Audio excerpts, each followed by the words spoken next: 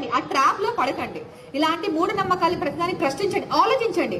దిష్టి అనేది ఏంటి? మన కళ్ళల్లో నుంచి మామూలుగా మనకు స్కూలింగ్ లోనే ఉంటుంది. ఇప్పుడు మనకు కంటి చూపు అనేది ఏదో కనిపిస్తుంది, ఒక లైట్ రేస్ అనేది కంట్లో లోపలికి పోయి రెటినా మీద పడి అక్కడ ఒక ఇమేజ్ ఫామ్ అవడం వల్ల మనకు కనిపిస్తుంది. కళ్ళల్లో నుంచి బయటికి వెళ్ళిన రేస్ వస్తాయా? చూపులో దిష్టి ఉంటుందా? ఒకరు ఎవరైనా మనల్ని చూడడం వల్ల మనకు దిష్టి తగులుతుందా? దిష్టి తగిలేదు అంటే ఐశ్వర్య రాయ్, అమితాబ్ బచ్చన్ లేకపోతే అంబానీకో ఎవరికో తగలాలి కదా, నీకు నాకు ఎందుకు తగులుతుంది? మా హాస్పిటల్కి వచ్చే ప్రతి ఒక్క పేషెంట్ కి నల్ల దారం లేకుండా, తాయెత్తులు లేకుండా ఉండనే ఉండవు. ఎందుకంటే వాళ్ళు భయపడుతున్నారు, ప్రజలు వాళ్ళను, అలాంటి వాళ్ళు మోసకారులు వీళ్ళని భయపెడుతున్నారు. ఆ భయం వల్ల వాళ్ళు నిజంగా వైజ్ఞానిక అంటే ఆస్పెక్ట్ ని, అంటే టెక్నాలజికల్ డెవలప్మెంట్ ని కూడా వాళ్ళు ఎంజాయ్ చేయలేకపోతున్నారు, ఆస్వాదించలేకపోతున్నారు, దాని నుంచి లాభం పొందలేకపోతున్నారు. కాబట్టి మనమందరము ఒక ఓత్ లాగా తీసుకోవాలి. ఇప్పటి నుంచి మనం ఇలాంటి ఎవరైనా ఏదైనా చెప్తే ప్రశ్నించండి. నాకు మా ఇంట్లో కూడా రెసిస్టెన్స్ ఉంది.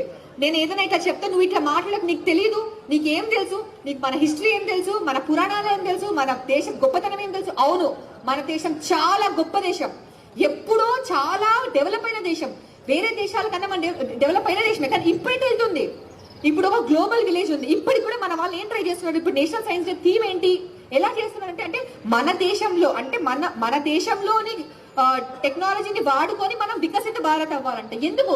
ఇప్పుడు ఒక గ్లోబల్ విలేజ్ మన కంట్రీలో జరిగిన, ఇప్పుడు వ్యాక్సిన్ వార్ మూవీ చూసారో చూడలేదో నాకు తెలీదు. వ్యాక్సిన్ వార్ అని మూవీ వచ్చింది. ఇండియాలో సైంటిస్టుల పరిస్థితి ఎంత దయనీయంగా ఉంది, సైంటిస్టులకి సపోర్ట్ లేదు. ఆ రకంగా చేయండి డెవలప్మెంట్. సైంటిస్టులకు రియల్ గా ప్రోత్సాహం అందిస్తే, వాళ్ళకు కావాల్సిన అంటే ఎక్స్పెరిమెంట్స్ కి కావాల్సిన ఇన్ఫ్రాస్ట్రక్చర్ అంతా మనం ప్రొవైడ్ చేయగలిగితే we can really do miracles. Covid vaccine అప్పుడు మన వాళ్ళు చేసి చూపించారు, కానీ వాళ్ళకి ఎంకరేజ్మెంట్ లేదు.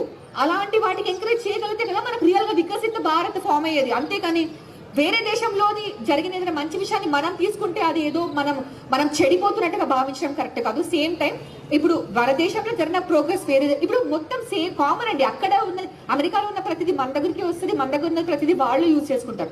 ఒక గ్లోబల్ విలేజ్ గా బ్రతుకుతున్నాం. అలా కాకుండా మనల్ని మనం రెస్ట్రిక్ట్ చేసుకోవాలని, లేకపోతే